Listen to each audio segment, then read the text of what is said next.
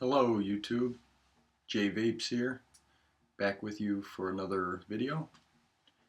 I apologize for my voice. I've been sick for about a week now. I'm just starting to get through it.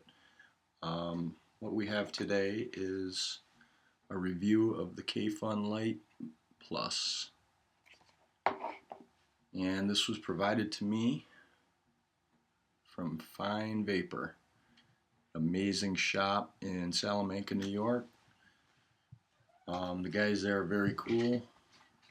There's 3 workers there. I mainly talked to 2 of them, Abram and Alex. We'll take a beat.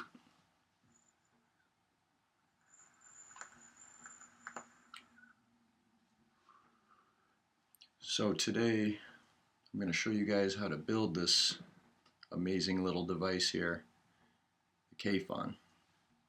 There's two tubes that you can use for that middle part right there. The clear one I like because then you can see your liquid, and then there's a black one here, but then I don't understand it because you can't really see the liquid. I'm going to take you up close to show you all the little parts and kind of what comes with it, but first we'll show you that. You open up the box here. There's a nice instruction manual, which I've already used one of these, so I kind of know what's going on. Let's see. It's pretty cool. It comes with a bottle, some wick material. If you need a bottle, that's good. Let's see.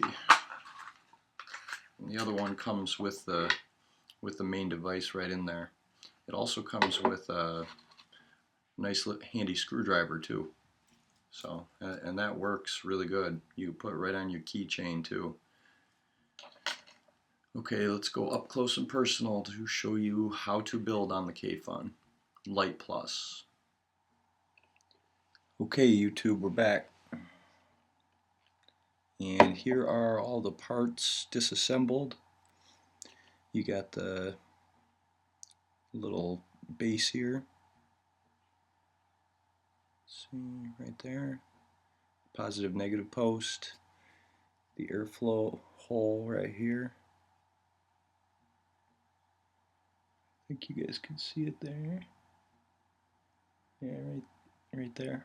It's a pretty easy post. The airflow comes through the middle there. You got just an extender. Here's the middle piece. That's what I said. You can either put either one of these on. I always go with the clear one. Here's the top cap. And this is where the drip tip goes into. Just like that. And then this is the funnel. This is what makes the Kayfuns the Kayfuns. You just put that on there, and this actually goes over the coil, covers the coil and the wick. So let's put this thing back together. And I've already made a little micro coil. What I did was just let's see. I'm sure you guys can see that. You just put one of the leads one way and one of the leads the opposite way, as you see there, instead of both going the same way. And you can go about 6 to 10 wraps. I like to go around 8. I think I did 8 there. You can always fix that as you're heating up the coil when it's all put together. Let's see. I believe this goes here. And you do not want to strip these. You don't want to strip this plastic piece. If it's not going on smooth, which they're all really smooth, you just want to make sure, because these red fittings are very important. It's kind of what holds the liquid in, especially this one right here. Got to make sure that that's in there. So you make sure these go on perfectly. It's kind of what holds all the juice inside there. So the hardest part is getting the actual coil wrapped around these two screws. It's very tedious. What I like to do, hopefully you guys can see this, is, I guess I need the screwdriver. Let's see, before I try this, I'm going to get a bait. Maybe a drink of coffee.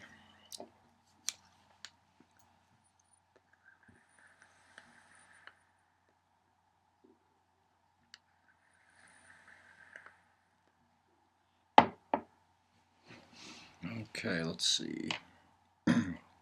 You always want to have your screws open enough. I'm just going to take this side off because this always messes with me. Let's see, open those right up, probably about that much. You can see that. Just open them right up to about that. So you can wrap the wires around. One lead goes around one screw, the other lead goes around the other screw. What you eventually want is the coil right above that air hole. So what I do is I just try to wrap it around at least once.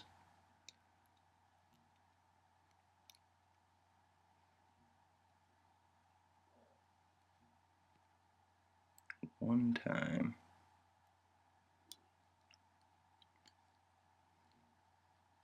Once you get it one side wrapped, it's much easier. Sometimes you gotta use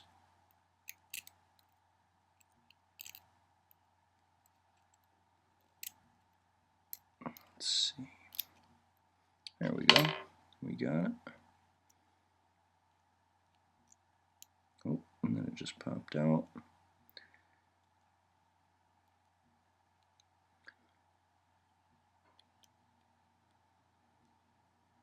You just, here I got pliers.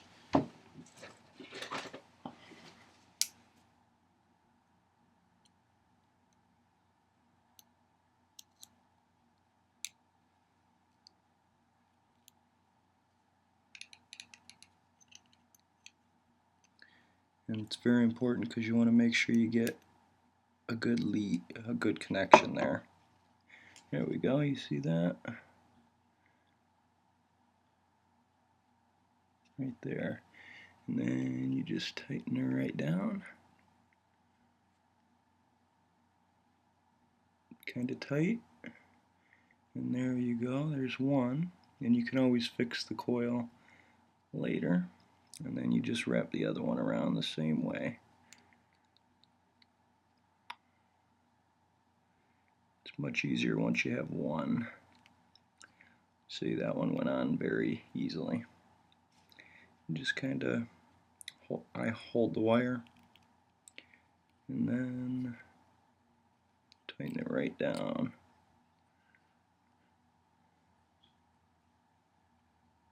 There we go. Okay, so now, see how, now you can position the coil kind of above the hole, just like that. See how it's a little bit above? I'm sure you guys can see that.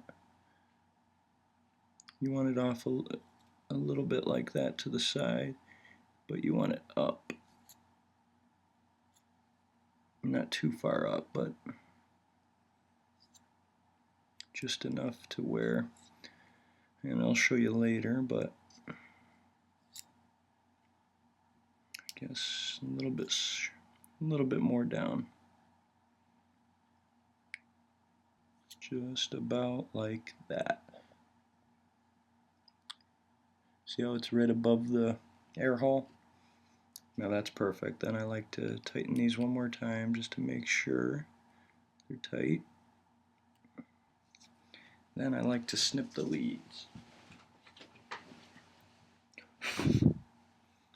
And you want them snipped very close. As close as you can get them. So you don't have wire around. There you go. So that's about what you want. Nice little coil right above the airflow hole. Okay, so after that, we go to wicking. Okay, YouTube, we're back. First, before we do the wicking, we got to check to make sure that the resistance, which I also got this from Fine Vapor. This is a nice little resistance meter. We'll see what we came up with. Usually it's going to be about 1.3 to 1.8. Let's see, and there we go. 1.34, so perfect. Very good. So that's good. Good news. Then we gotta tighten the coil up, so we put it on my clow pour here. And we just wanna, you don't wanna burn this hard, you just wanna pulse it. Actually, I'll turn the wattage down, all the way down to probably 10, because this is a tiny coil. You just wanna just pulse it. See how it's getting red there? And then you hold it together. I usually squeeze it for about 10 seconds, maybe 5 seconds. Then you want to pulse it again until it gets hot. It's supposed to burn from the inside out.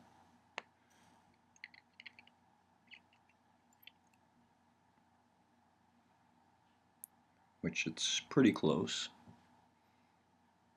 Coils are never going to be perfect unless you're very, very good. Let's see how it looks now. Yeah, I still got a couple hot spots in there.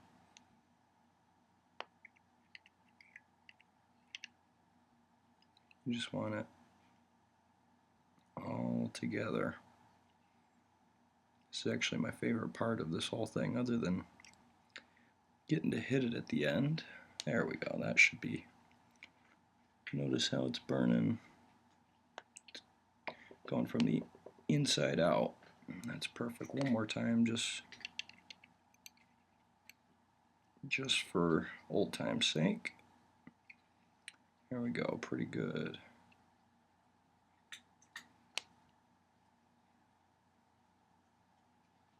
That's a good coil. Okay, so now we're going to be going to wicking. Okay guys, I've watched a lot of videos on wicking. I would say probably a nice little piece of cotton, organic cotton about that big. And you just want to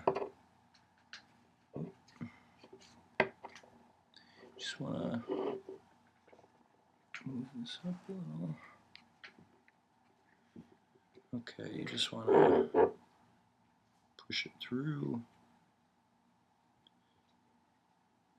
and then make sure you twist and pull. Make sure it's not too tight. You want it to be able to go back and forth.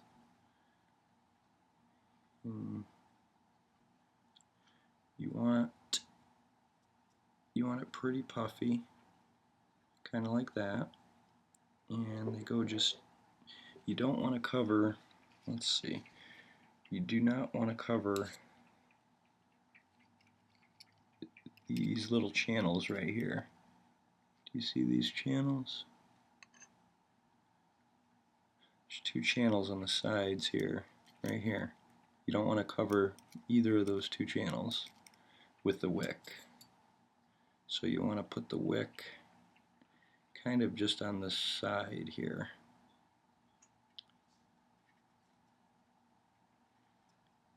And really what you need to do for this part is actually wet it a little bit with some juice.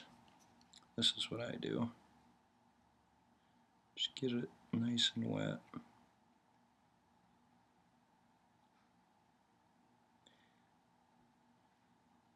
And stick it right to the side there. And you'll see why in a minute. Do not want to cover these channels because that's where the juice goes through. So you just wet it and wick it. Or wet it and stick it, I mean. Okay, and then get both sides.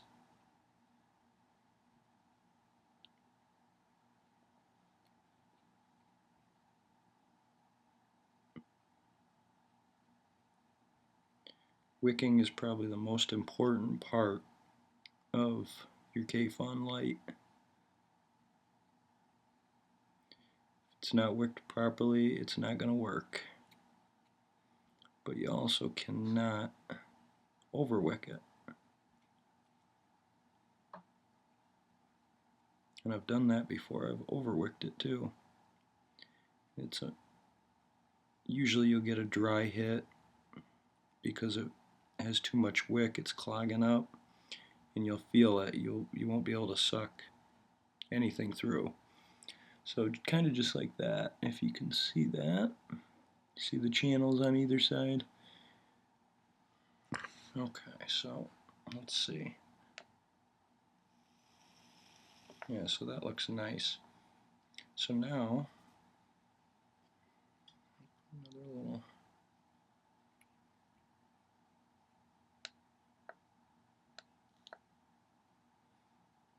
I think that's going to be nice. Now what you're going to do is you got to fit this cone thing right over this.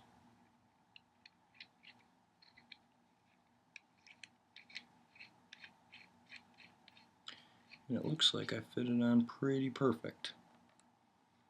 That's the end of that. And you put this on the whole upper piece. Like I said, you do not want to, you want to make sure that the threads are perfect. And filling these are very easily, you'll see, very easy to fill. Take that off, tip it upside down, and you see that screw there? Right here, this is the fill screw. You don't even have to open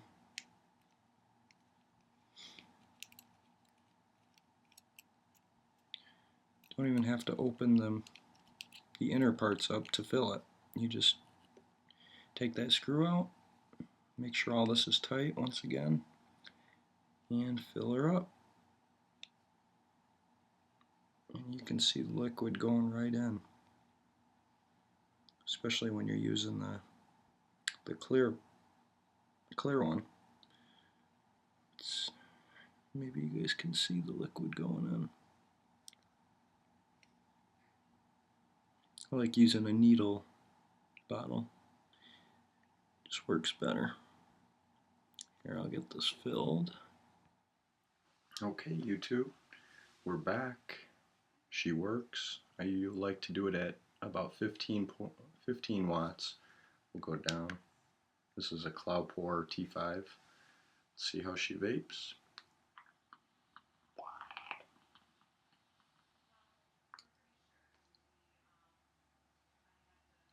Good thing about these RTAs is that you don't have to keep refilling them. You know, it's almost like a dripper, but the flavor's amazing on this.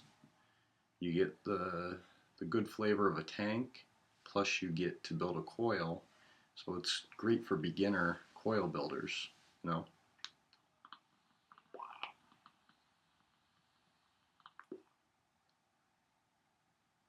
and it's like that every time. Big clouds every time. And the difference with dripping atomizer, RDA, is that you have to keep rejuicing it. You have to keep dripping. This can go with you all day, you know. So once again, I thank Fine Vapor, which I'll post a link down in the description for Fine Vapor, and if you get a chance, stop there sometime. Get yourself one of these Kayfun Lite Pluses. And remember, as always, keep on vaping. See you guys. I'll have a lot of reviews for some juice coming up very soon. And thanks for being patient. Bye.